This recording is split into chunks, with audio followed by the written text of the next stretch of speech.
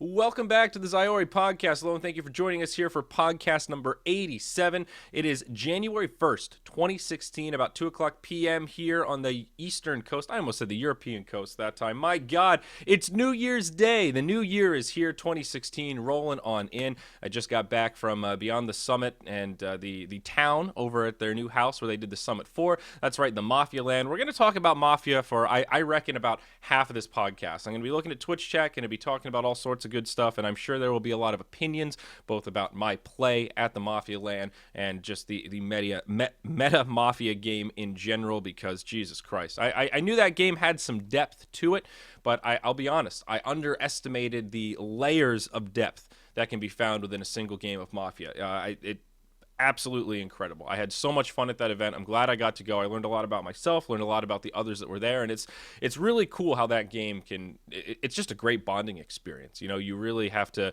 know people pretty well when you play that game all day, every day for 3 days straight. And by the end of it, you're just kind of in Mafia mode. I think Slacks had the perfect tweet. It was really on point. It was saying that I feel like I have to reteach myself how to be social, because now I just keep thinking, why did he say it that way? And I like looking into things way too much, like you would in a Mafia game, to a fault, I would say. So we're going to talk about that. We're going to talk about New Year a little bit. I want to talk about this whole setup here and why the lighting is shitty and why I am where I am. Some of the reflections of last year, we're going to go L deep with it, and then we're going to talk future. We're going to be looking forward into 2016 to get this year kicked off right and see what's happening. So let's go all the way back to the beginning. Mafia LAN, the town, was announced a little while ago. I was added at the very, very last second. I think I had about a week of leeway before it was decided that I was going to be going. And it was really just on a whim. I happened to be talking to LD about something completely unrelated, and he just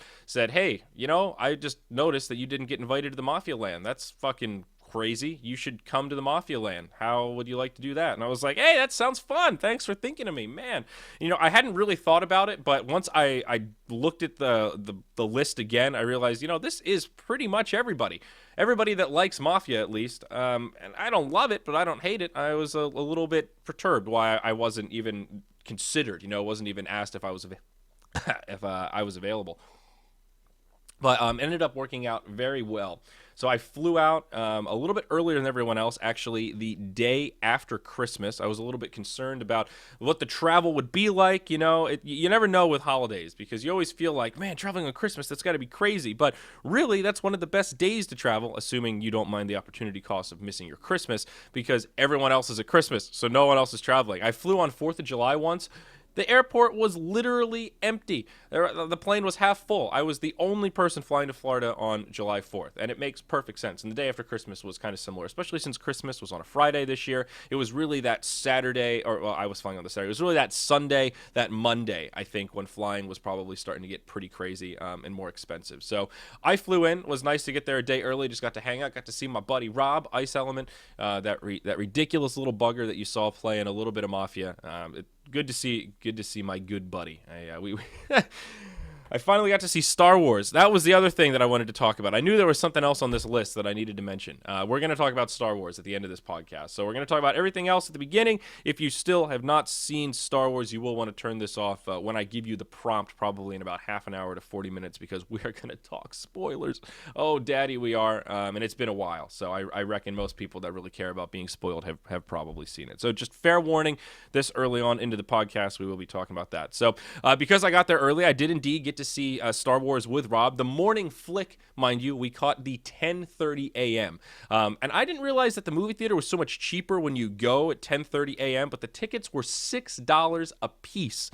I couldn't believe it. It was like a third of the price of one ticket to see it in 3D at a normal time. So the two of us going was just super, super cheap, a lot of fun, and the theater was surprisingly full. I guess Saturday morning, day after Christmas, nobody's got anything to do, so they might as well go see Star Wars. But it was really fun, really, really good. The movie lived up to the hype. If you haven't seen it yet, you're fucking yourself. You better go see The Force Awakens. It is really, really good. I had mixed expectations. I've talked a lot about J.J. Abrams on this podcast and how I don't like the way he took the Star Trek franchise. I've been skeptical of what he would do with The Force Awakens, and I have to say, there was some delivery. I think there was the perfect mix of homage to the old stuff that we all know and love. There was a great degree of nostalgia, but it didn't feel like they were using that as a crutch to make the movie happen like Into Darkness kind of was. You know, they were just regurgitating old content. This was very clearly a continuation. The timeline fit. I thought the new characters they added were really interesting, really well cast, the perfect actors for the roles for the most part. And I thought the new droid was pretty cool, honestly. So anyway, that's my my very minor overview, the spoiler-free overview of Star Wars. We're going to talk about it later. So back to Mafia. I was not sure what to expect coming into this event. Obviously, I didn't have a huge amount of time to prepare, but I was of the mindset that this is a Mafia LAN. People are going to be fucking try hard. I thought we were going to see some next level strategies. And on day one, I was scolded a lot for spending time theory crafting the crazy play. You know, the, oh my God. But if that was a fake claim and this was a fake claim, then holy shit. And everyone seemed to think, like, no, listen, it's usually Occam's razor. It's the simplest explanation. Like, most people, like 9 out of 10 times, people aren't going to go for the crazy cop claim. And while that is generally a true statement, the context of the environment where people were flown in specifically to play Mafia, where there's going to be tens of thousands of viewers watching, people will be collecting stats, you will be keeping track of your win percentage. People are going to fucking try hard. Like, that is the reason you were invited, is because you are a try hard gamer and want to try hard at Mafia for the most part, right? So I was totally ready for people to do some crazy shit, and we didn't really. I mean, we did see some big plays, we saw some cool claims, but it was not as next level as I thought it would be. It seemed like everybody just came similar mindset as I did, practically, I guess, with just showing up and, hey, let's just play some Mafia. I'm not gonna, overthink it with crazy strategies. So that was where I was misguided at the very beginning. I'm not particularly good at Mafia because I like to think it's because I'm not a very good liar. Certainly not in that way. Lying is kind of an art, and I think most people are much better at that kind of white lie, or the real key to lying is just altering a truth. So you don't really feel like you're just telling a bold-faced lie. You're like, you could sort of pretend that, yeah, I'm just having coffee, but really there's alcohol in here, but it looks kind of like coffee, so it's easier to lie because the chances of getting called on it are pretty low, right? In Mafia, it is 100% deception. It's in reality, you are 100% Mafia, and you have to convince people that you are 100% town. That's a completely different layer of deception than most people have to deal with on their the average basis. Daily basis is a little extreme, but the bouts when you have to lie, you always have to lie a little bit. Lying's part of the human condition. That's kind of what's cool about this social experiment of putting 3 people in a Mafia Shark Tank for 3 days. But I lost my train of thought. God damn it. I woke up 2 hours ago and I lost it. I started thinking about Mafia and thinking about some of the plays I made, and instantly I forgot about the meta. But no, that form of deception is completely different, and it's not something I'm well practiced at. And I think I'm really bad at defending myself in those early days. I mean, Merlini pointed it out. I think he was the first one to really be strong about, listen, or LD as well. Zyori is constantly mislynched. He's horrible at defending himself when not much has happened in the game. Let's give him a pass now. He might be Mafia. He's not cleared, but you guys are way overreading this. And there were a lot of times in the game when I was defending people for what a lot of folks said no reason. Like, okay, I don't know shit about Rob in this game. I don't have a read either way, but I feel like people are jumping on him for no reason. And I was sort of diffusing pressure, and I definitely did that to a fault a lot in the early days, and I reined it in towards the latter days. But my main motivation for doing that a lot of the time was just to try to add context so that we didn't waste time. I felt like, especially in day 1 and a little bit in day 2, there was a lot of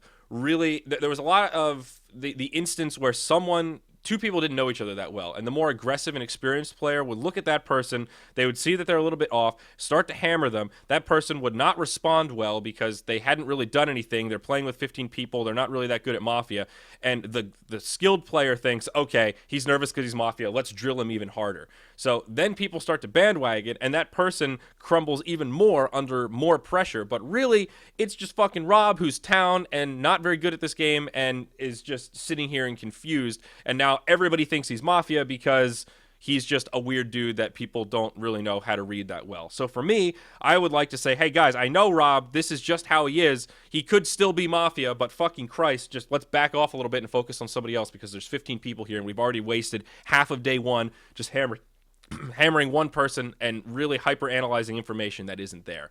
And those games are so frustrating to play in, because like some of those, I really don't like the long day ones for the 15-man mafias. Day two is okay, but day one is just so hard. The microphones really changed the dynamic, not just because you have to pass it around and you kind of have to put yourself in queue and say, okay, you know, I want to talk next.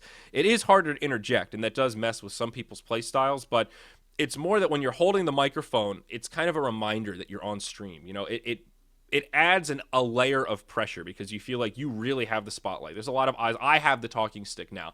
When you're playing quote-unquote normal Mafia and you can kind of just yell at each other, you don't have something that's constantly reminding you that people are watching. And it actually does add this weird layer of just extra pressure, extra nerves that are there on the back of your brain. So whenever you do a crazy play, or you make a fake claim, or you're actually Mafia, or you're being pressured, there's that extra little bit there. And there were definitely times where I was town, didn't defend myself well, got eliminated, and instantly thought, I don't blame them for thinking I'm Mafia, and just instantly having talking points the second that pressure is gone. Like once I'm off camera, I've had a minute to kind of collect myself and think, fuck, why didn't I say this? Or why didn't I go after him about this? Or, oh my God, I thought that was weird, and then I didn't react to it. You know, once you get to see who's actually Mafia, you think, oh my God, I let Purge get away with that? Oh fuck. And you have all of these things that you wish you had said, but when you're sitting there in front of the camera, holding the microphone, being berated by 5 other people, you actually just crumble under the pressure sometimes. That absolutely happened to me in the game where I was Vigi and I was getting pressured really hard, and it was very obvious I was going to be lynched, and I didn't come out and say anything.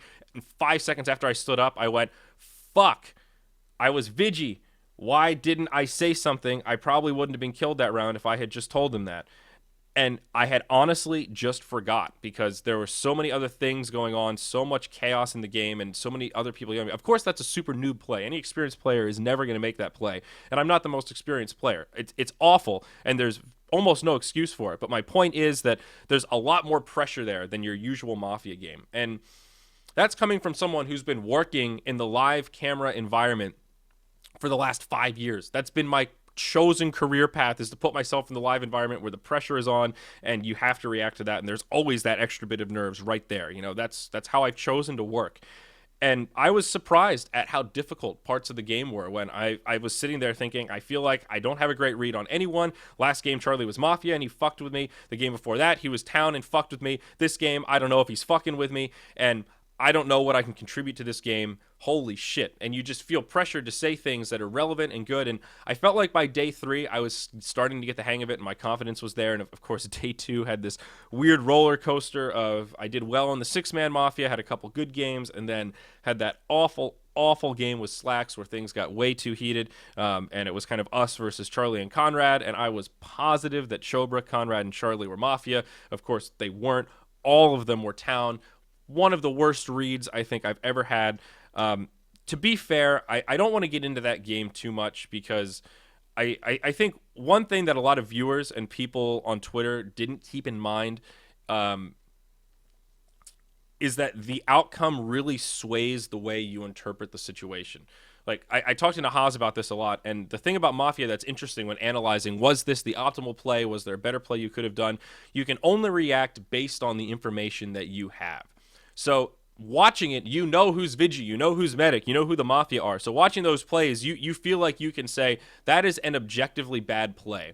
But when you're in the game and no one has that concrete information except maybe the cop or, you know, one other player, if something weird has happened, you can't really react that way. You know, that those kind of plays aren't as black and white, good or bad as they seem, because there are a lot of things that can happen. Going that crazy can force somebody to crack under pressure. It can force a reaction out of someone else because no one has that information. It completely changes the scope of things. And what was weird about that game, and Charlie even admitted some fault on Twitter and in person, was that, you know, when I'm that right, it's my job to convince my fellow Town. It's not my job to be more right. You know, it really reminds me of something that Day 9 once said about casting StarCraft 2, where he said, you know, watching this, it was for a DreamHack or something, you know, watching this final series, I'd studied these two players long enough that just watching their opening build in the first 2 minutes of the game, I could pretty accurately predict what was going to happen, what build they would go, roughly what time they would attack, and how this game is going to progress, right? But that doesn't matter. It's not my job as a commentator to predict what's going to happen and be a know-it-all. It's my job to make this interesting, you know, create the storyline and make it interesting for viewers and build the hype and ask some questions, you know. And I think there are a lot of parallels to this same kind of a thing. And the reason Slacks and I were so suspicious of Charlie is because it was just too much, so too fast. Like, he was 100% right and he was completely reading Kevin, but his reactions and how quickly he got elevated and angry and started, you know, yelling and being animated and contributing to the chaos that the Mafia were trying to create in that game, I feel like there's no way you can play that game and not be suspicious of Charlie and Conrad. Of course, Slacks and I were way too suspicious, and the main mistake that we made there was that we stopped analyzing the game. Our suspicion was completely warranted, but once you get further rounds in and they're still alive and things are going, you can't just say, okay, I think they're 100% Mafia. Once you get into the next round, you can't carry over that 100% anymore. You're just doing yourself in the game an injustice because you stopped analyzing. You've completely made up your mind, right? That is the fundamental biggest mistake we made that game. Aside from, actually, that might not even be true. Before we killed Conrad, when we lynched him, that is without a shadow of a doubt the wrong play there. Even if Slacks and I know 100% that Conrad is, well, like, we're almost positive that he's Mafia, the play is definitely not to lynch that night, have Mafia kill one, and then you come down to an odd number, and it makes the game much more manageable, and it adds a lot more credence to his story. Instead, we killed him, and then Mafia killed somebody, and we instantly lost after that. So we went straight for the high risk, high reward, either win-lose condition instead of just taking it to the next round, which would have given us some more information and guaranteed that Mafia didn't have a win condition on that night. So, of course, there were a lot of fucking misplays that game. But the thing that people also didn't realize about that game, I said I didn't want to talk about it for a while, and now I'm harping on it. But one of the things that people didn't realize just in general about that event is, one, what's in the game stays in the game. Everyone at that event was mature enough to keep what happened in the game and not let it carry over to real life. There were a few times where people felt personally attacked and really got animated, but within 5 to 10 minutes after the game was done, people were hugging, smiling, apologizing, and analyzing the game, really getting into what happened and trying to break it down, right?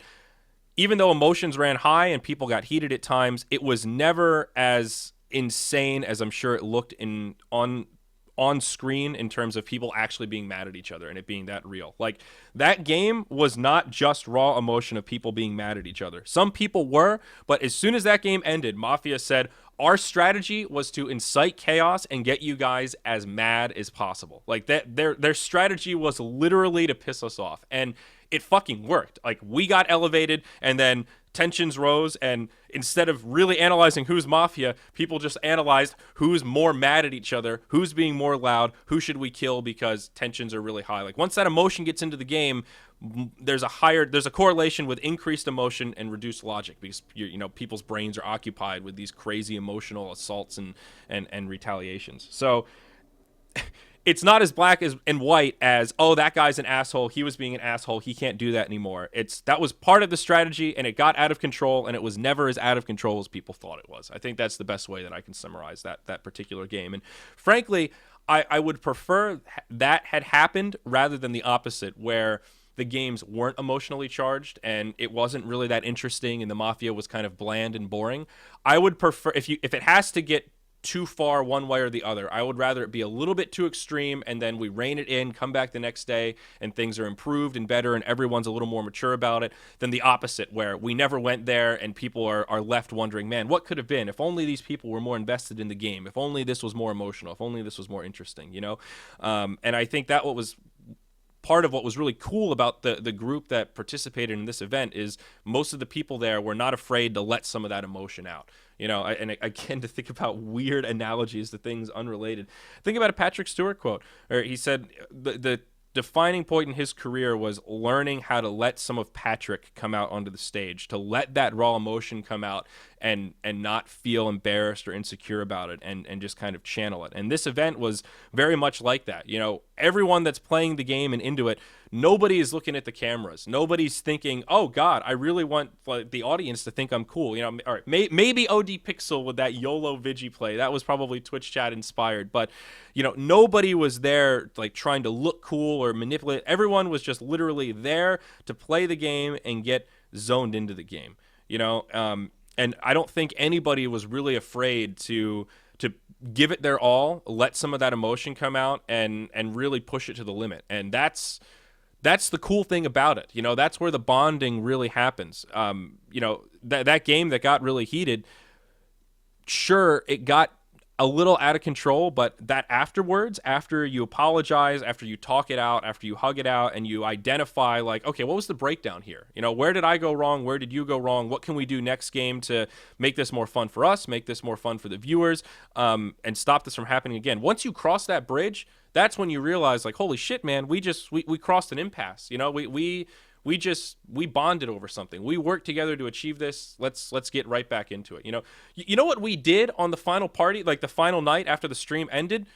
We were playing Midnight Mafia. Like, literally, people partied, we got drunk, people decided to do an in-house upstairs. Everyone else said, hey, how would you guys like to do a drunken Mafia game? No cameras, just fucking around. Let's have some fun. We played 8-person Mafia, and it was the most fucking fun of the entire event. Not to say the stuff we streamed wasn't fun, but it was just great. Everyone was loose, relaxed, and it was jokey Mafia. You know, it was just having fun, quick rounds. You know, everyone's expected to do silly plays, and you know, one game we had 4 cop claims.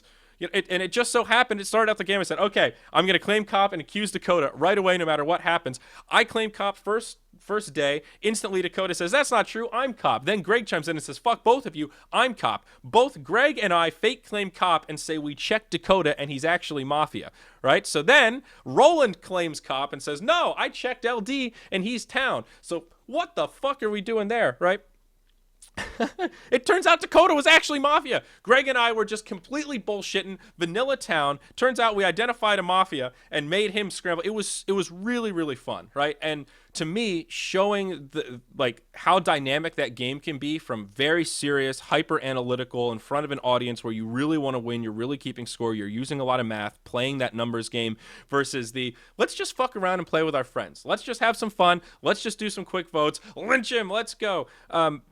It's really fun, and I'm glad that we could play both styles and genuinely have fun both ways. Like, it's weird how playing Drunken Mafia was some of the most fun that I had at that entire event. And we were joking, like, man, I wish we had streamed that because the viewers would have absolutely loved it. I mean, it was ridiculous, but it was really hysterical. I laughed so hard. Even just having Roland in there, you know, the intern he speaks English, but when you're like yelling at each other and stuff, his defense, in the first game we were yelling like, Roland, you're Mafia. And his defense was, what is a Mafia? What is a Mafia? I don't even know what a Mafia is. We were like, all right, fair enough. Roland probably doesn't know. Next round, he tries the same defense. Turns out he's fucking Mafia. And he starts laughing at the end. I'm like, Roland, you played us all like fiddles, you spotty devil. Oh god, like it was that kind of animated. Just, you know, I was yelling at Rob, you're broccoli as fuck. Just look at him. He's a goddamn plant with legs. Broccoli Rob, motherfucker. Lynch him, kill him. And then everyone just yells, yeah, get him. All right, he's dead. And then kill him off and then go to bed. Oh, I loved it. See, I'm getting animated just thinking about how much fun it was. You know, the next morning I took an Uber to the airport, and I wanted to talk to the taxi driver about it. You know, I was this old Asian guy, and I'm sure he wouldn't have known what the fuck I was talking about, but I was just so goddamn excited to talk to someone about Mafia. It's weird how it gets inside you and kind of eats you up. So the event was really a lot of fun. It was really cool for me to kind of rekindle with the BTS guys a little bit. That was the first time I've really gotten to hang out with them since I left. I mean, I've obviously saw them at TI, saw them at the Major and stuff, but it's different. Everybody's working. You're all kind of doing your own thing, and it's really busy. This is way different. You're all stuck in a house together, and we all slept in the house, you know, so it's just like a giant slumber party. Some people stayed in a hotel, but it's just a giant slumber party. You know, I slept in a closet. It was a good bit of fun. So you wake up, and everyone's camping and hanging out. out, and there's breakfast and all that kind of shit. So it was really cool to get to hang out with those guys, rekindle the flame, and just focus on an event where we don't have to think about Dota and who gets the rights to this tournament. And we're all just hanging out doing something unrelated that's a little bit competitive, tickles that little competitive itch we have, but isn't too hardcore where we're all really getting upset about winning and losing and that kind of stuff. So the event ends. My flight to come home was on New Year's Eve. How fun is that? When Greg booked my flight, I looked at the going because it was so close to Christmas. I was like, yeah, sure, 7 p.m., day after Christmas, sure, whatever, that's fine with me. I got no beef with that. The coming home flight was leaving, you lose time going the other way, going back to the East Coast. So I left at like noon and didn't get home until 10 p.m. New Year's Eve. Have you ever tried getting a ride home from the airport from one of your friends or family members an hour and a half before the biggest drinking holiday outside of St. Patrick's Day? It's very difficult. I took an Uber Black for the first time in my life last night. $60 cab ride to get home from the airport. That was kind of the shittiest part. The airport was surprisingly busy, actually. I thought it would be more similar to flying around Christmas, and it really wasn't. In retrospect, I really wish I had hung around the BTS house a couple days longer, because they all had a New Year's party, and apparently that was an option. I didn't realize that. I figured Greg would just book me a flight back whenever everybody was leaving, but apparently most people were leaving a few days later, and I guess the qualifiers coming up, so I would imagine BTS are going to do something similar, again, that they did for the qualifiers with just having a casual hub with a bunch of people there to cast the games in the way that they did. So I guess it all just kind of flows into the next thing, and of course we're going to be doing a Moonduck coverage of sorts, so there's apples and oranges there, but it was still pretty cool. It was kind of fun to fly on New Year's and just feel the vibe. You just walk by strangers, everyone's like, "Happy New Year, Happy New Year! Hey man, I like that bag. Also, Happy New Year, buddy." It's like the friendliest time in the world. All of a sudden, everybody's best friends. I've always found New Year's to be a very strange holiday. It's, of course, all holidays are somewhat arbitrary, but I feel like New Year's is just the weirdest of, we made up this number system, started it somewhat arbitrarily, and now we're all so excited that a new year has started. Everyone just lives under that allure for the first half of, or the first month or so of that next year of just, I'm going to do this, I'm going to do that, I'm going to change this, I'm going to change that. Like, people going to Times Square for New Year's Eve, I just don't get it. Does that sound like fun to you? Because it doesn't sound like fun to me. I don't want to go stand in the cold for 8. I mean, you got to camp out like days ahead. I was watching the live stream last night, and they're just walking around interviewing random people at Times Square, just like, all right, we got Bob here. Hey, Bob, what are you hoping for in 2016? 2016, I'm going to try to lay off the women. Oh, okay there, Bob. It's a family show. All right, Bob's having a good time. All right, let's see what's going on over here. Hey, all right. We've got, what's your name, hon? Linda. Oh, Linda. Okay, what are you?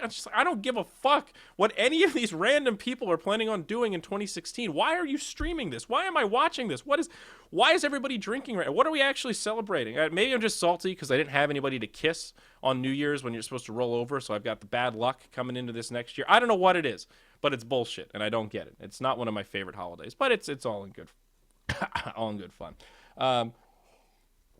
So, yep, that was the Mafia LAN. That's pretty much it. I loved it. Hope they do it again. I hope I get invited again, and I hope we find more interesting people to sprinkle in. It really, really was a good time. So, all right, let's switch gears a little bit. Let's talk about some more meta things. I wish I'd made a list. I didn't make a list of talking points today, but 2016 resolutions of my own, right? I just made fun of all the people that make these arbitrary plans to do stuff in the new year, but hey, I'm just as ridiculous as the rest is.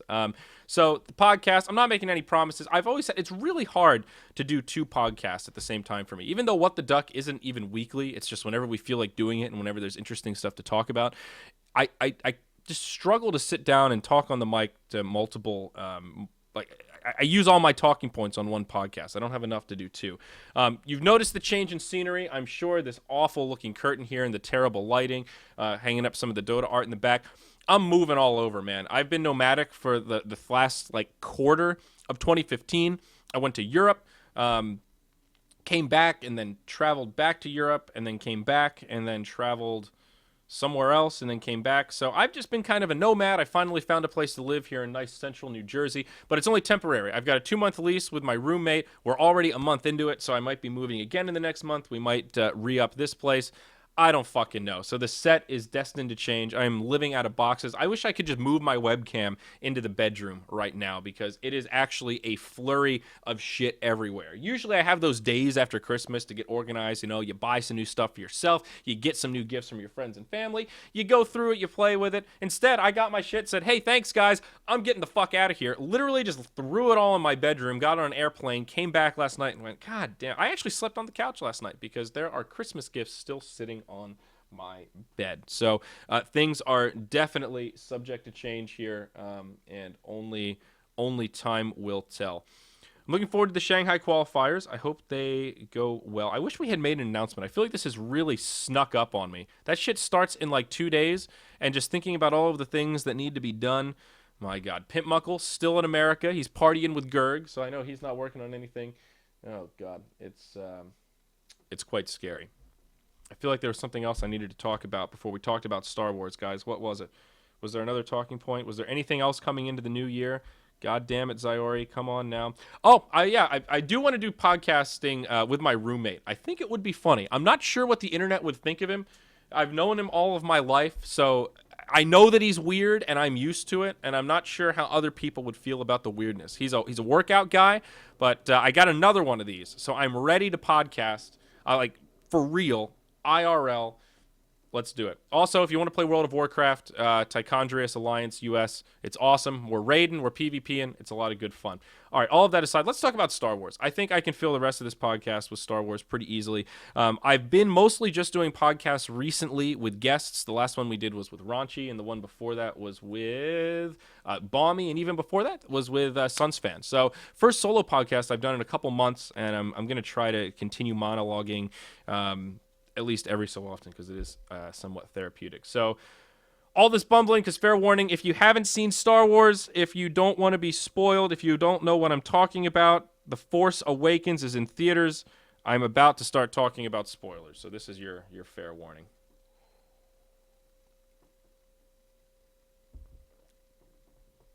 Is anyone else confused by the mirror? I don't see any mirrors. I don't think I have a mirror. I play a tank, warrior. Oh my God, does this guy actually play Alliance Tichondrius? Wow. Yeah, World of Warcraft is actually kind of fun, guys. I'm not gonna lie. I stopped playing it for a long time, and then I started talking to my roommate. He's like, "Yo, I was playing, but then everybody stopped playing." All of my real life friends that I used to play WoW with had the same problem, where they said the game was pretty fun. It got less fun the less people that played, and then once all of their friends quit, there's no point in playing anymore because playing with strangers is not that fucking fun. And I said, "Okay, that makes sense. I need a game outside of Dota to play because, god damn it, I'm gonna have an aneurysm if the only game I play is Dota." Sometimes you just need a break, man. Sometimes you just want to kill trash mobs. It's therapeutic as fuck. So I got all my real life friends to play. We've got a group of like 6, 7 people. I think there's still a few more stragglers that are trying to level up, and we're trying to get at least a 10-man so we can do a weekly raid. We're trying to think of it as a Dungeons and Dragons circle, but World of Warcraft. It's a great way to stay in touch with your friends, have some fun, get some fucking items, drink a couple of beers. Hey, why not, right? So yeah, Tichondrius US Alliance. That's where it's at, and I'll probably be streaming some of it. I want to stream some WoW, but I'm so self-conscious about it because every time I do, people just come in and make fun of me and go, "Who the fuck still plays World of Warcraft?" They call me a faggot. They call me a nerd faggot. I don't like it. It's not good. It's not good for anyone. But you know, just haven't been streaming much in general. The subscriber bleed is real. Down to 12. That's good. But thank you for those hot bodies that are still subbed. I love it. Larwood, you the king. Oh boy. All right. So let's. It's really easy to level as well. You get a free boost to 90. It's like $25 to play to get the expansions, and it takes like a day and a half to get to 100, dude. It's fast as fuck. You can gear out super quick. It's not the same WoW it used to be. You don't have to grind as much as you did in the past, and you know, it's not the best game if you want to play it 40 hours a week, but it's fun to play 10 hours a week to raid with your friends. Let me put it there. All right, Star Wars time. I wish that I had sat down and recorded this with Rob. because as soon as we saw Star Wars, we sat down for 2 hours and talked nothing but Star Wars. Just complained about little nuances here and there, things in the old movies, things we wanted to see, things we didn't see. And frankly, I feel like I vented a lot of it off my chest throughout that entire event because people were so stoked about Star Wars that I lost a little bit of it. But overall, as I talked about, I thought the movie was really good. I want to start with the fact that the main characters were a female and a black stormtrooper. I would never have guessed that.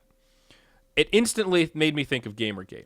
When I was in Europe, I don't know how many of y'all were following my tweets, but I spent a good day and a half following that trail of bullshit and just reading about it and kind of getting into that mindset with all of the kind of affirmative action that folks were talking about. Do we need more girls in gaming? All this kind of stuff. And for some reason, it reminded me of that right away because Star Wars was always a pretty white, male-heavy kind of a thing. Of course, there's a lot of aliens, but even just the imagery in Star Wars, right? You've got Luke, normal white guy, bad guy, Darth Vader, the darkest character you can imagine. He's literally a black robot, right?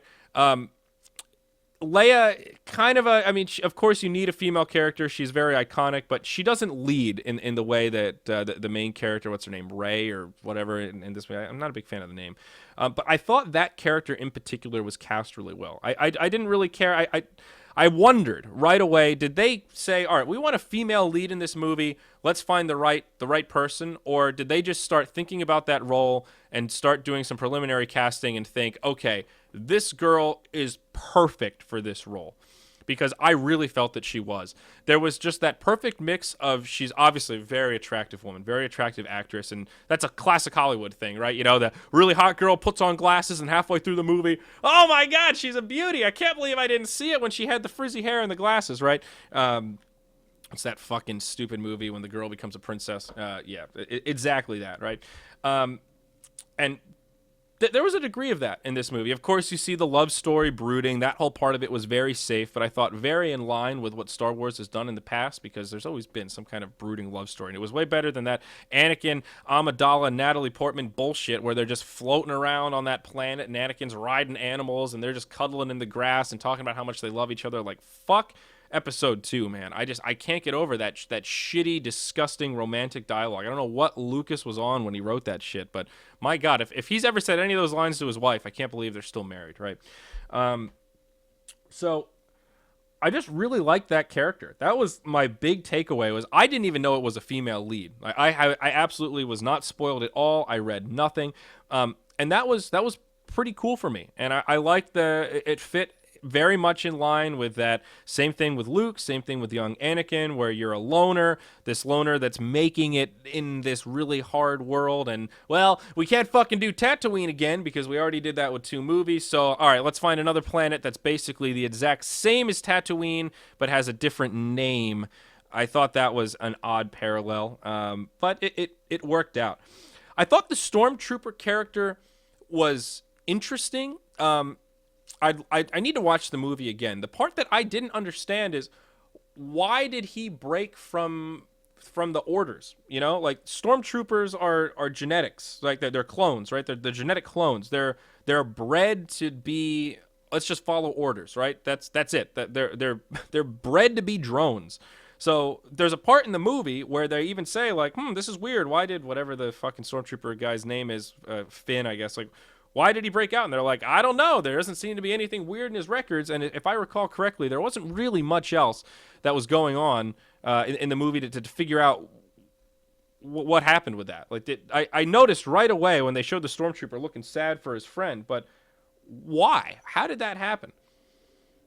Oh, yeah, I guess he was a captured slave. They're a mix of clones and normal soldiers. Okay, so he was it just seemed weird to me. Like, I thought it was cool that they went down that road because you watched the first 6 episodes of Star Wars. You don't even really think about the stormtroopers. They're just these weird, bland dudes wearing plastic armor that don't really have much going on other than following orders, right? They're actually the drones, the droids that aren't droids. So I fucked it up here. I'm glad people on Twitch had to correct me, which is part of the reason why I wanted to do this. and I agree with exactly what Watch Me Suffer said. I felt like he was an odd mix of being a really kind of weak character, but being strong enough to stand up to the stormtroopers. I really felt like if he is that one guy that is just like, this is fucked, I'm going to stand up against this, I have emotions, I'm not brainwashed, and then he just spends the whole movie being a pussy. You know, he's just kind of like, oh, I want to run, oh, I'm just going to pretend that I'm from the rebellion, I'm just going to pretend, or the resistance rather. It's just, I found that character odd, and it was a weird contrast because I thought the main character was really good, then you have this supporting character that's just kind of there. He's just kind of bland, and he sort of leads the story along because he's a good guy. But I felt like he was supposed to be kind of like the Han Solo of A New Hope in some ways. You know, like you've obviously got Luke. I guess he's more kind of like Obi-Wan. It's not really a fair. It's not a one-to-one comparison. Obviously, Luke and Rey are like like the protagonist driving the story, the underdog that's learning and trying to fight against the odds, right?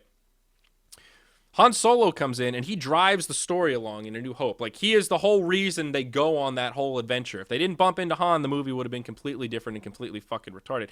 This guy kind of does the same thing. He kind of drives the story along, and I just don't feel like he was that interesting. Is that unfair to say? Am I rambling too much about this kind of lame character? I want to talk less about the specific characters and more about just the ambiance of the film, because that was what I was most worried about. And that was what I didn't like about Star Trek Into Darkness. I'm sorry to keep going back and forth, but because Abrams did both, I feel like it's really important to look at the parallels, because part of what's good about Star Trek is that it's not about explosions and ridiculous lens flares and crazy action. It's about science. It's true science fiction. Star Wars is not true science fiction, right? It's more of like a space opera. It's dramatic and insane and ridiculous. Star Trek is very technical and realistic, so to speak, and is as realistic as it can be. And of course, yeah, it's kind of a weird thing to say. So you look at that Into Darkness, and it felt like it was more of an action movie. You know, it's like, okay, we're going to take this cool storyline that people really love, we're going to regurgitate it, we're going to change it around, we're going to add some fucking effects, we're going to add some epic music, and we're going to blow this motherfucker up. You know, that was how I watched that movie, and I was worried they would do something similar with Star Wars, which is tricky because Star Wars already has a fuckload of explosions. That's part of the appeal of the movie. It's more ridiculous. You know, lightsabers don't really make sense. You know, let's be real here. They're kind of an odd. That was another thing I didn't fucking like about that movie, by the way. The goddamn final scene when the black guy picks up the lightsaber and he's actually fighting Kylo Ren. Like that fucking blew my mind. I actually. That was the only time in the movie where I broke immersion because I thought it was so fucking stupid. I understand the girl being able to fight with the lightsaber. She's obviously fucking special. She's got some midi-chlorians going on. There's some shit happening there. She proved herself throughout the movie to be somewhat Jedi capable. Kylo Ren even looks at her. She does the goddamn like mind meld reflection shit. Like they are actually they set the stage for her to be able to do that. He would fucking pick up that lightsaber and drop it and cut his foot off. Like, a lightsaber is not like a blaster where you can just pick it up and be like, dang, oh, point and shoot, man, got him. Shooting swamp rat or womp rats, whatever the fuck Luke shoots in the first one. Like, if Kylo Ren was even a somewhat decent, like, Sith wannabe, like, he would just fucking cut him down. There's no way it would be a fight. It wouldn't have been a fight. I just don't believe it. Finn had been training the stormtrooper weapons, melee range his whole life. I just don't buy it. Like, a stormtrooper that has no idea what the Force is with a lightsaber versus a guy whose only fucking job is to kill people with a lightsaber and use the Force. It should be no competition. It wouldn't even be a battle. What should have happened is he does something weird and then Kylo Ren knocks him over and he gets knocked out. That I would have believed. Kylo Ren could have just fucking forced him back and knocked his head into a tree and knocked him out. Instead, I mean, come on, dude. It's the Force versus no Force. It doesn't fucking matter if you've used a sword, if you used a blaster. I don't know. I just don't buy it. That is true. Butler makes a good point. You saw how sick that other stormtrooper was, and the six spins trooper. That also didn't make much sense to me. I thought that was kind of we're training stormtroopers with the Force now? Is that what? Or is he just fucking doing acrobatics? Like, who is this guy? And why do we not know more? I want to know more about this guy. When I saw that stormtrooper, I was thinking, I wonder what his name is. Does he have a name like Finn? He's cooler than Finn. Why didn't they pick this guy? You know, that was what I thought.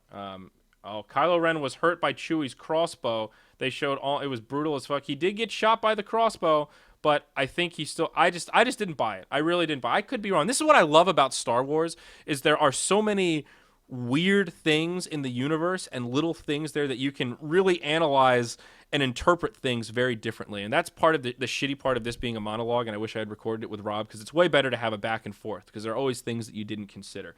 These are kind of just my gut reads, still in the Mafia mode, of just what I thought about the movie and the little things that bugged me. I just didn't buy that Stormtrooper character as much as I should have, perhaps. Yeah, once he gets serious. That's true. That is the one argument that you could really chalk it up to, is it's just ego. It's just arrogance. And we've seen that as a recurring theme throughout the dark characters. That's often their downfall, is that extreme confidence where they, Darth Maul is similar-ish, underestimates Obi-Wan perhaps. Yeah, okay. I could see that argument. He's just fucking with him. He thinks it's going to be easier, but actually the Stormtrooper has a little bit of training, so it's a little bit of a fight. Okay, I could see that. It just seemed a little trumped up to me. I also don't understand the lightsaber with the fucking crossbar thing. Why does Kylo Ren have a lightsaber with a... It doesn't bug me. I know that it existed in the lore, like in the books and stuff before this movie. It's not like the movie just made it up, but why? I just don't understand why. I felt very similar to Darth Maul in Episode 1, where he just pops out and he's got a double lightsaber and he's doing backflips with his sticks and stuff and he's fighting two people, and I just couldn't help but think, why?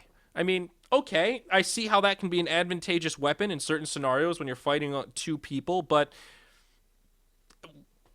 What made you decide to make that lightsaber? That's what I couldn't help but wonder. I mean, Darth Maul was kind of a retarded character. He just popped up. But it was a similar kind of a thing where it's just a different style of lightsaber. It's like, I mean, there was a point where it's kind of like he uses it to mesh into somebody's shoulder, but it just seemed arbitrary to me. Needs lateral ventilation. That was actually why. The crystal is unstable. And I did like that part, though. Okay, that makes more sense. I liked that his looked different. And it sort of made sense, right? He's kind of a noob Jedi dude, and he doesn't know how to make lightsabers all good, so it looks all kind of... it had a different look to it. It's sort of like in Star Trek, how the teleporters have different animations. This was the same. His was more kind of fiery, and it looked less controlled and kind of funky. You don't want to lose your handle. And I mean, it kind of makes sense, but... why don't more people have it then? Is he just the only one that was just like, hey, it'd be really fucking smart if we just added some extra lightsaber down here so they can't just slide down and cut my hand?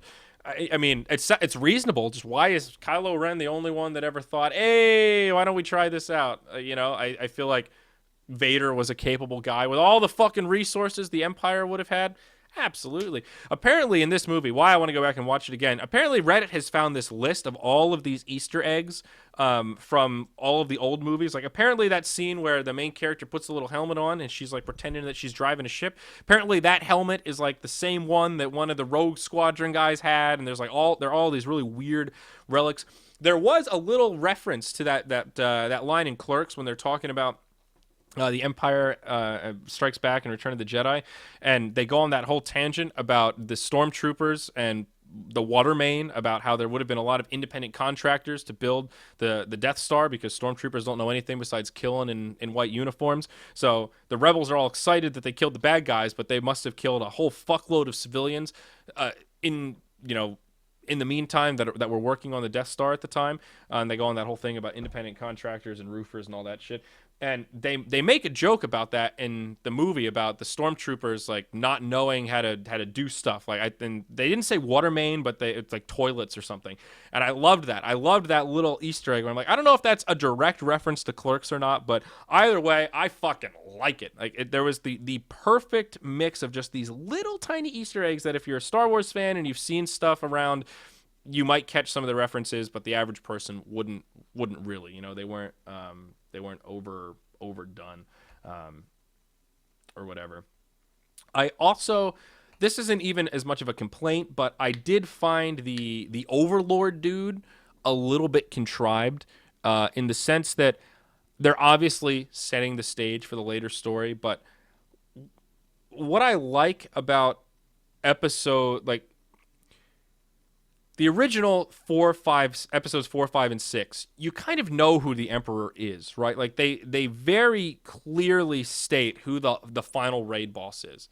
They go in and they say, okay, this is the Emperor. He's got Vader in his pocket. You know what Luke's going for. You need to take out the Emperor.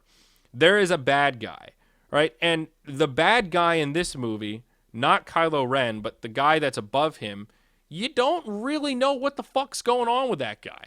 He's no race that I've ever seen before in Star Wars. He doesn't have a name other than Master. He doesn't really seem to have a purpose yet. I would have liked a little more context on that guy. And again, I don't want to say it's a strong complaint, because I think they did that intentionally to make you ask questions, to be more excited about, the next two movies and where that storyline is going. But I think they tried too hard to make him big and mysterious without adding enough context to, like, what is his motivation? How does this guy know how to fucking train Jedis? Like, who are you? Why are you training Kylo Ren? How do you even have the knowledge to train Kylo Ren? As far as we know, there are very few people that even know anything about Jedis or the way of the Force at this point in the Star Wars universe, right? It's basically just Luke and them little bitches that he trained to create Kylo Ren. It's actually Vader. That would be Snoke. That's his name, Snoke. Yeah, Snoke. What kind of it's not like they just always I really thought that was too mysterious, that it felt ridiculously mysterious. And I didn't like that. I hope they address it in the upcoming movies to come.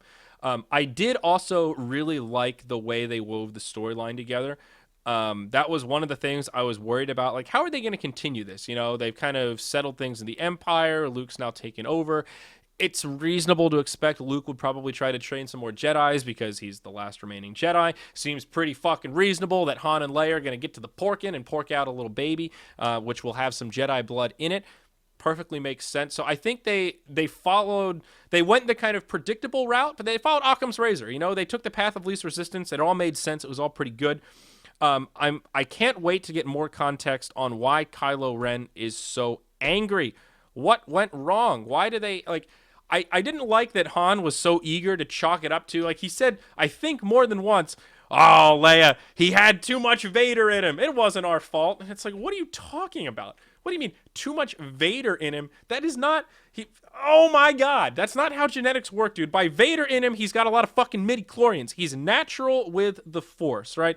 I mean, I get that. I guess that family is kind of known for that, like, we've got so much power, we don't know what to do with it. Let's take over. I don't want to be patient. But like, you can't just, Luke is of the same bloodline. You can't just say, oh, there was Vader in him. You know who's got even more Vader than your little Kylo Ren bitch? Fucking Luke, the big daddy that you praise for being the greatest Jedi of all Jedis that's still alive since Yoda passed. Like, you can't just, there's a lot of Vader in him. Like, come on, Han. Maybe you weren't a good dad. Huh? How about that shit? Maybe you should have been around a little more. Maybe you should have gone to some more of his fucking ball games. Like, I felt like as parents, they were so easily, like, so eager to jump to that cop-out of, he's related to the greatest Sith of all time. We couldn't have done any better. Not our fault, And then Han just walks up there. That scene where Han Solo dies is, like, so fucking predictable, but it had to be. You can obviously tell they're setting the stage for it, but I felt like Han Solo should have put up more of a fight. I get that it's his son, and the only play there is to go full emotional, appeal to the good that's still in him. Like, that's all good. But you should be pretty suspicious that he's going to kill you. And you can tell by the facial expressions that Han actually thinks that he's won him over. He thinks that his son is going to come with him, and he's getting it. And, like, he has the moment of, he realizes it too late, and he's already dead. And it's like, Han, I know you needed to die. This kind of needed to happen for the story to progress, but they could have made this a lot more, like, I don't know, anything besides you just walking up to your death. It just seemed way too one-dimensional to me. I don't know. It just, there were so many cooler ways they could have had him die. It just seemed way too safe and predictable. Just, all right, Han walks up and says, "I love you, son." And Kylo Ren's so taken over by the dark side that he says, "I love you too, Pop. There was just one last thing I had to do." And like, come on, really? That was like, where was the creativity, man? Come on. But it's all right. It can't be so bad. So please stop talking about midi-chlorians. Yeah. Apparently, Snoke is a very relevant character in the context of the galaxy. I should read some of the books. I mean, I like Star Wars lore. I'm not obsessed with it, but I find it interesting. So overall, I thought the movie was quite good. It exceeded my expectations, but there were some spots where I definitely thought that it fell flat. I thought some things were just a little too easy, a little too convenient, but overall it was good. They didn't overdo it with the effects. They didn't overdo it with the explosions. I thought the sound effects were spot on. The models were spot on. Like, everything looked and felt like real Star Wars. You know, I'm glad they didn't try to like trick out the TIE fighters with some new super sick technology. You know, the ships were all kind of in line with what you would expect in the technological progression of this point in the Star Wars universe, blah, blah, blah, all that kind of bullshit. I like that they kept true to that part. I thought that was really, really well done. And I liked BB-8. I thought that droid was pretty good. I didn't like the way they brought in R2-D2. I'm going to be honest. I thought 3PO was great. I loved the new arm thing and that whole bit about like, oh, you might not recognize me because of my new arm. Like, I thought that was cute and hysterical. I definitely thought the R2 thing was just, what was that? That was all I could think. That was actually one of the bigger face ones. Oh, it's R2-D2, woohoo! And then 3PO goes, he deactivated himself the second that Luke left because he was just too sad without his master. It's like, what are you talking about? What? Why would R2 do that? Why? Like, you go, watch The Empire Strikes Back. Luke is gone. R2 doesn't fucking go, oh man, Master Luke's dead. I'm going to bed. He goes, I'm going to stay out in the snow all night and flip my antennas around until I find a life sign that could be Master Luke. You know, he got out there and tried to find that fucking dog. Instead, why would R2 deactivate himself because Luke left? Why that just made no sense to me. And then, like, how does droid deactivation work in this universe where the second that he's needed, somebody just pops up and it's like, hey, maybe R2 will wake up. I bet he's got the rest of the map. And then miraculously, oh, hey, R2, it's been 10 years, man. What are you doing? And R2 just beep, beep, boop, boop, boop, boop, boop, boop, boop, boop, boop. I'm ready to help again. I'm ready to participate. Like, wait, what the fuck, dude? We could have used you that whole time. You just took a nap and nobody's mad about it. Nobody's upset that R2 just fucked off and took the easy route. Nobody's, like, even questioning it. Nobody's wondering, like, if you were in a coma, how did you know we needed you at this exact time? It's like, are you fucking telling me you were sitting there listening to us for 10 goddamn years and never said a word? Like, why didn't they just throw him away? I don't get it. Didn't he give him the map? Didn't he have something in the map? What did R2 give him, though? He woke up for something. I thought it was the map. That's an interesting theory. People seem to think Luke told him to sleep until Rey came, or like someone else came. Now that is really interesting. I didn't really consider that. I guess I didn't consider the possibility that R2 has the ability to gauge when someone with the Force is nearby. How does R2 know? Like, is R2 using the Force? Like, I just don't get it. The timing of his awakening was kind of convenient. Okay, so they found the map. It indicates he was defragging his hard drive. Oh my fucking god, dude. It took R2 10 years to defrag his hard drive. That is the stupidest fucking thing I've ever heard. Like what? What? I mean, I guess he's probably got a pretty big hard drive, but I would imagine defragging software kept up with the times as well. Luke had linking with R2. There's that scene where in the Force flashback when Luke touches R2. Holy shit. You're right, actually. I remember seeing that and not thinking about it. Okay. All right. I like it. Maybe you guys are selling me on this whole Luke touched him and they're mind melding with the Force and shit. I'm in. I could be into that. The people think Luke gave him instructions. I'm skeptical. I find it hard to believe that all of a sudden, like, in the sense that, okay, so think about this. Like early on, there's none of this crazy. There's always like a next level thing that happens, right? The first three episodes, like episodes 1, 2, and 3, at the end of that, they develop that new technique for coming back from the dead, right? Like Qui-Gon Jinn passes it on to Obi-Wan, and then at the beginning of the next series, Obi-Wan comes back and he's able to like talk in ghost form, however the fuck that thing works. So is this next level of transcendence the ability of Force users to like fucking mind meld with a droid and you're like, all right, R2, I'm going to tell you when to wake up from the Force because this other bitch with the Force is nearby. Like, that's ridiculous, but I guess weirder things have happened in Star Wars. Yeah, the Yoda and McGregor. Yeah, I would agree with that. There are some resident sleepers there. Oh my fucking god! Yeah, I mean, I'm jokingly using mind meld in the Star Wars universe because it's a Star Trek thing. That's intentional, guys. I know that Vulcans mind meld. That shit doesn't happen in Star Wars, but you know how it is.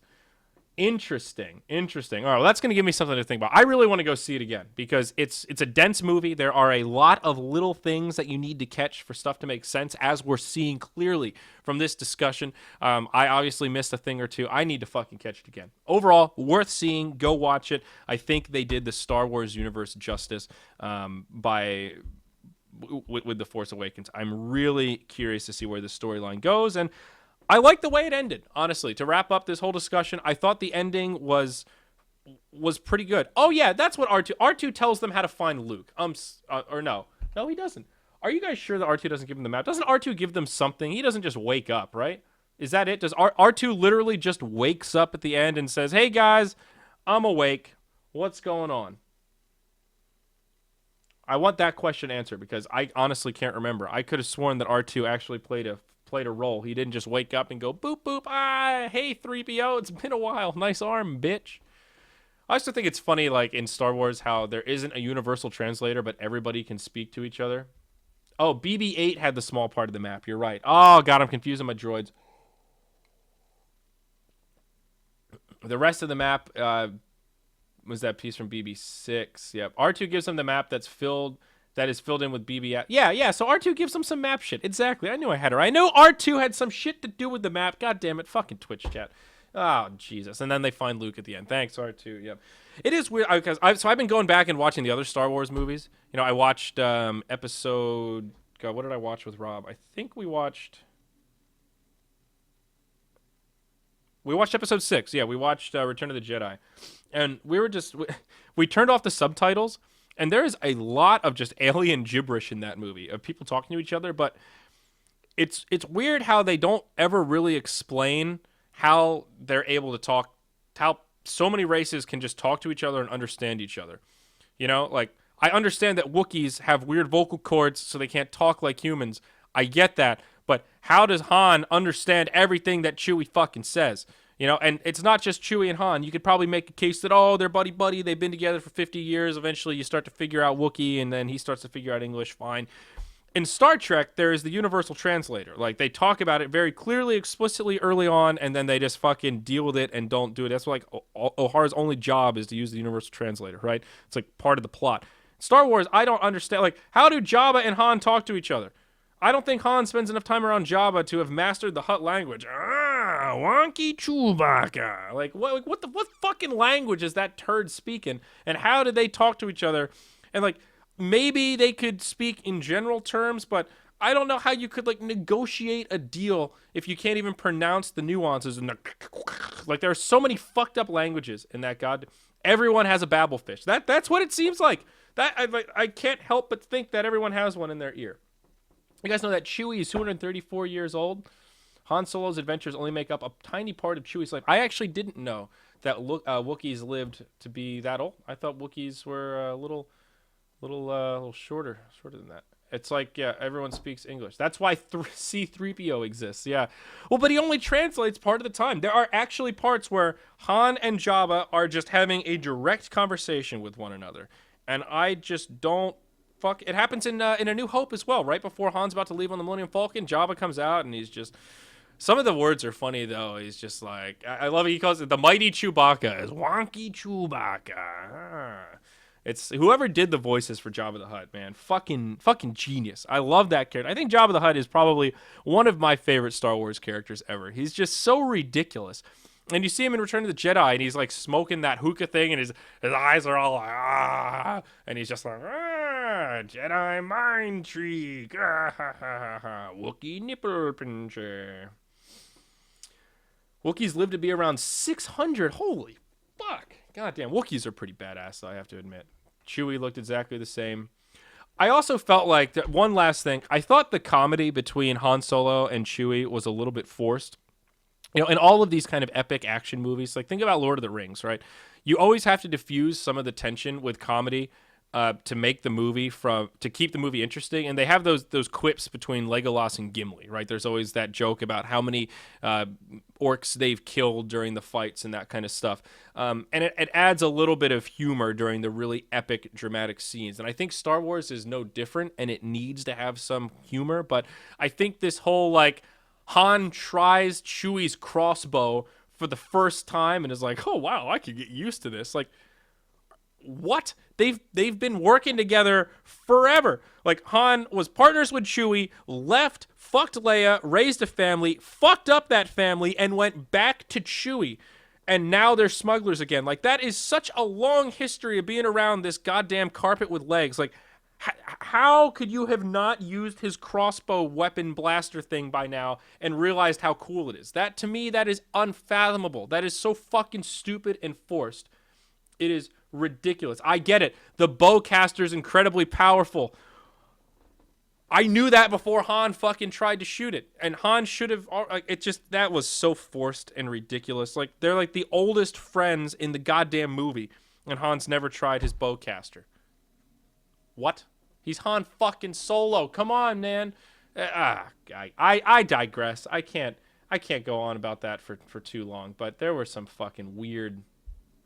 In the case of Han and Jabba, you could say that since Han is a criminal, he would know the Hutt language since Nal Hutta and the Hutt home planet, or the Hutt home planet, is a huge galactic crime center. I guess, yeah, it just... I guess what I'm getting at is I'm not into the cross-species thing. Like, I think if you can pronounce English... That's fine.